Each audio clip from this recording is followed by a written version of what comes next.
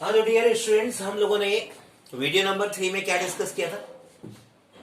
हमने डिस्कस किया था भाई इनर्शिया और उसके types, right? We discussed what is inertia and what are is types, right? आज हम क्या डिस्कस करने वाले? अब हम डिस्कस ये करना चाहेंगे भाई इस इनर्शिया को हम मेजर कैसे करेंगे? How do we measure inertia of any object? ये कैसे मालूम पड़ेगा कि किसी भी फिजिकल ऑब्जेक्ट में इनर्शिया, अगर हम दो ऑब्जेक्ट को कंपेयर कर रहे हैं तो कैसे मालूम पड़ेगा कि इन दोनों में से किस में ज्यादा इनर्शिया और किस में कम inertia, right? How do we compare? So what we can directly say, when two objects are compared for their inertia,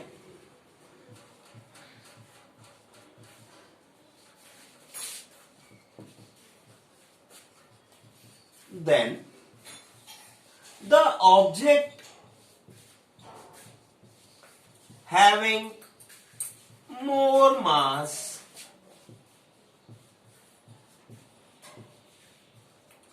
has more inertia.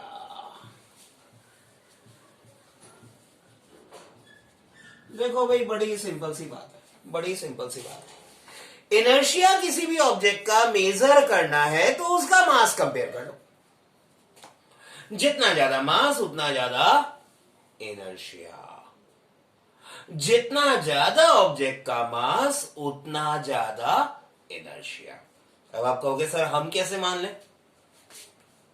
ठीक है, चलो मैं बताता हूं कैसे मान लें, रीजन देता हूं।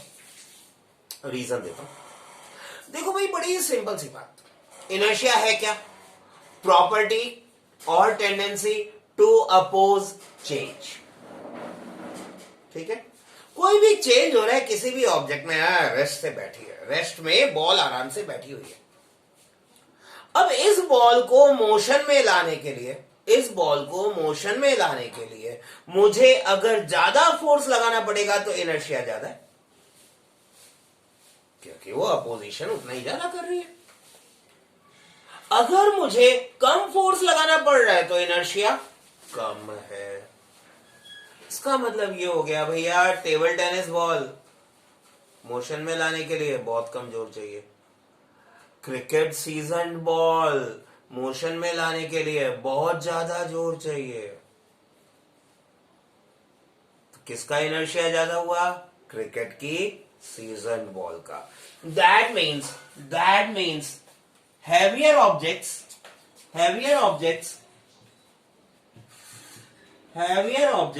have more inertia.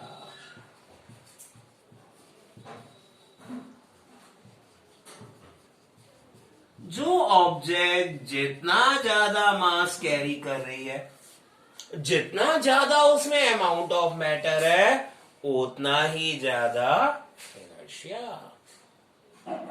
ठीक है, अब मेरा ख्याल है बुक में कुछ क्वेश्चंस आपको दिए हुए हैं, आप बहुत इजीली अटेम्प्ट कर पाएंगे। आपको बोला गया भाई 1 rupee coin, 1 rupee coin and 5 rupee coin are there.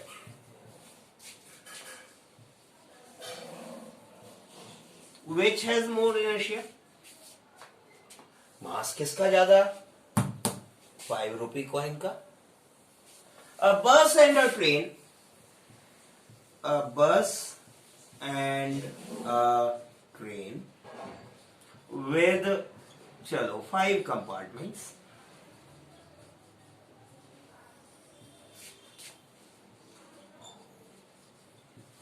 एक बस है और एक ट्रेन है, ट्रेन में है 5 कंपार्टमेंट्स। किसका इनर्शिया ज्यादा?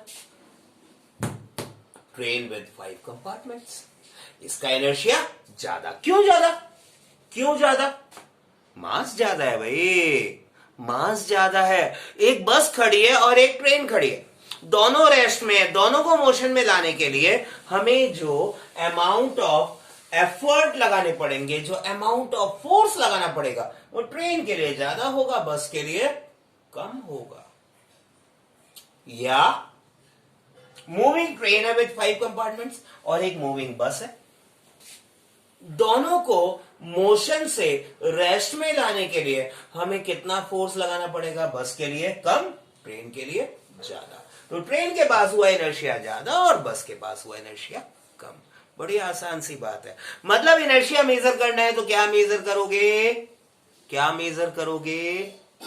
मास। इनर्शिया मेजर करना है तो क्या मेजर करोगे? मास। सिंपल आसान सी बात है। तो बहुत छोटा सा टॉपिक है, इसी में हम रिलेट करते हैं हमारी first law of motion. Let us see how shall we understand the first law of motion. What is special about it? What is Newton's first law of motion? अब ये first law of motion is also called as law of inertia. देखो मैंने पहले भी आपको बताया था, वापस रिपीट कर रहा हूं, inertia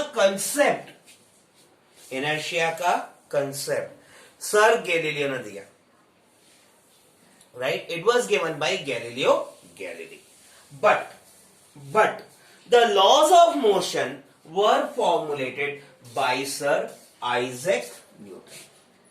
So what is Newton's first law of motion? It is just an extension of definition of inertia. Inertia में हमने क्या कहा था? Any object tends to remain in its position of rest or uniform motion. Or inertia is the tendency of any object to resist a change in its position of rest or of uniform motion. Right? What does Newton's first law say? It says कि अगर किसी भी object पे force नहीं लगाया जा रहा, net external force उस ऑब्जेक्ट के ऊपर 0 है, then it will continue in its state of rest or motion. Right? Therefore, it is called as law of inertia. What it says? Every object tends to continue in its state of rest or of uniform motion along a straight line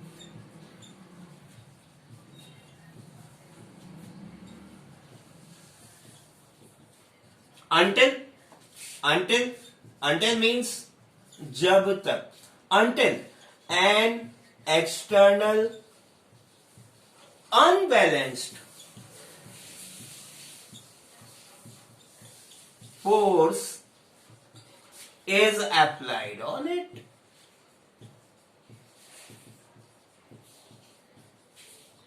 बस इतना ही तो बोला इस law ने। इस law ने इतना सा बोला कि कोई भी ऑब्जेक्ट है वो टेंड करती है, कोशिश करती है to continue in its state of rest या uniform motion along a straight line, जो भी उसकी पोजीशन। अगर वो रेस्ट में है तो रेस्ट में रहने की कोशिश करती है, uniform motion along straight line है तो उसे कंटिन्यू करने की कोशिश करती है। कब तक? जब तक एक एक्सटर्नल अनबैलेंस्ड फोर्स उसके ऊपर अप्लाई नहीं होता। राइट? अब इसको जरा हम परख के देखते हैं, इसको हम टैली करके देखते हैं विद आवर प्रैक्टिकल ऑब्जर्वेशंस। ठीक है? क्रिकेट खेल रहे हो, ये आई बॉल और ये मारा आपने शॉट, कटक। अब शॉट मार दिया, शॉट मारने के बाद आप क्या देखते हो? अगर मान लो फील्डर नहीं भी पहुंच पाया तो भी बॉल बाउंड्री तक पहुंचते पहुंचते धीरे धीरे धीरे धीरे स्पीड उसकी कम होती जाती है। अब आप कहोगे सर इस पे एक्सटर्नल अनबैलेंस्ड फोर्स कौन सा है, तो वो फोर्स है दादा बॉल और ग्राउंड के बीच का frictional force. Ball and ground के बीच का फ्रिक्शनल फोर्स। बॉल मूव कर रही है, ग्राउंड का फ्रिक्शनल फोर्स अपोजिट डायरेक्शन में लग रहा है और वो अनबैलेंस्ड फोर्स उसे मजबूर कर रहा है यूनिफॉर्म मोशन को नॉन यूनिफॉर्म मोशन में कन्वर्ट करने के लिए। वो उसे मजबूर कर रहा है भाई स्पीड धीरे धीरे कम हो रही है। Otherwise if friction was not there, if friction was not there, ball would have continued its motion indefinitely। जब तक उसके ऊपर कोई एक्सटर्नल अनबैलेंस्ड फोर्स नहीं लगता तब तक बॉल अपना मोशन कंटिन्यू करती। सिंपल। देखो भैया न्यूटन की सारी लॉज इनर्शिया पे बेस्ड ही हैं, ठीक है।